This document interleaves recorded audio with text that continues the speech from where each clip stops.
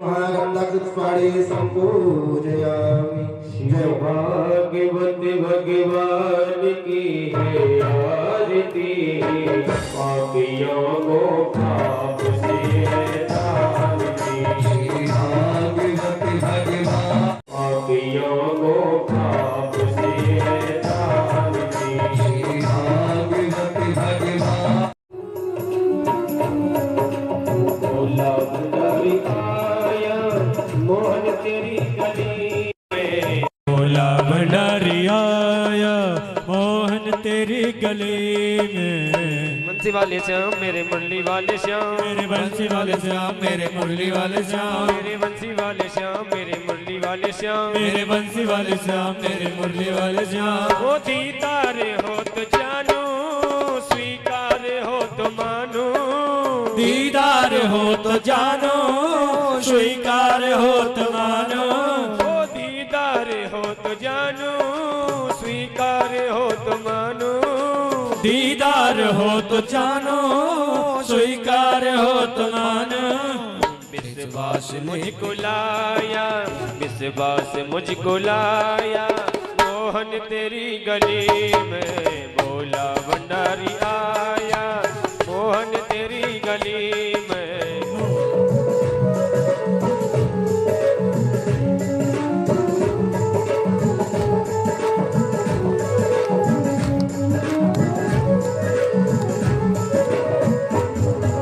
मुझको अगर मिली ना भिक्षा तेरे दर्श की, मुझको अगर मिली ना भिक्षा तेरे दर्श की, मुझको अगर मिली ना भिक्षा तेरे दर्श की, मुझको अगर मिली ना भिक्षा तेरे दर्श की। दिल को लगे भी आया हो मोहन, दिल को लगे भी आया मोहन तेरी गली। प्रभु धरती पर अवतरित होना चाहते हैं। उनके भक्त उन्हें पुकार रहे हैं, रो रहे हैं, गिड़गिड़ा रहे हैं, प्रार्थनाएं कर रहे हैं कि हे प्रभु आप पृथ्वी पर अवतरित हो जाओ, प्रोग्राम बनाओ, माध्यम बनाओ, जिस माध्यम के द्वारा आपने अपने निराकार रूप को साकार रूप में परिवर्तित करना है। जब राजा को यह संकल्प हुआ तो अब देखिए गोस्वामी तुलसीदास जी महाराज यहां पर फरमा रहे हैं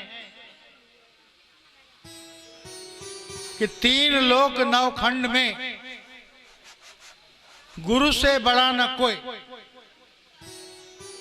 और कर्ता करे न कर सके गुरु करे सो हो। अगली लाइन क्या फरमा रहे हैं कि गुरु ग्रह गए हूं तुरंत महिपाला। जब ये संकल्प हुआ कि भाई पुत्र होना चाहिए तो वो अपने गुरु वशिष्ठ जी महाराज जी के पास गए, क्योंकि चाहे इंसान राजा हो चाहे रंक हो, जिसके भाग जागते हैं उसकी जिंदगी में एक समर्थ सद्गुरु का पदार्पण होता है। क्योंकि सद्गुरु की जब बात आती है तो गोस्वामी तुलसीदास जी महाराज जी ने शुरुआत में कहा कि बंदौ गुरुपद कंज कृपा सिंधु नर रूप हरि, कि भाई जो समर्थ सद्गुरु होते हैं वो साक्षात परमात्मा होते हैं। वो प्रब्रह्म 2 तरह से पृथ्वी पर अवतरित होता है, एक अवतारों के रूप में आता है और एक सद्गुरु के रूप में आता है। तो वशिष्ठ जी महाराज जी के पास गए और चरण छूकर उनसे प्रार्थना करी और अपने सुख दुख बताए और ये कहा कि प्रभु मेरी कोई संतान नहीं। तो ये सोचिए एक समर्थ सद्गुरु क्या ताकत रखता है, वो हमें यहां पर आ रही है नजर कि धरऊं धीर हो ही सुतचारी। अभी कुछ भी नहीं हुआ, लेकिन वशिष्ठ जी महाराज कह रहे हैं कि हे राजन आप धीरे धरो, धैर्य धरो। अब कितनी बड़ी बात है कि वो भूत भविष्य और वर्तमान को जानने वाले होते हैं। तो उन्हें राजा से कहा कि भाई आप धैर्य रखो, और उसके लिए माध्यम बनाया गया कि श्रृंगी ऋषि उस समय एक बहुत श्रेष्ठ ऋषि थे, उनसे पुत्र कामेष्टि यज्ञ करवाया गया और यज्ञ में बड़े आराधना के साथ, स्तुति के साथ जब आहुतियां दी गई तो अग्नि से यज्ञ पुरुष प्रकट होकर हाथ में एक यज्ञ की जो प्रसादी थी उसे लेकर प्रकट हुए। राजा ने उसे ग्रहण किया और इस तरह से उन्हें यह लग गया कि अब मुझे प्रसाद मिलने वाला है। जो वो प्रसाद उनको मिला तो राजा उस प्रसाद को लेकर के घर आए। और अब क्या करते हैं कि तब ही राय प्रिय नारी बोलाई, कौशल्या दे तहाँ चल आई।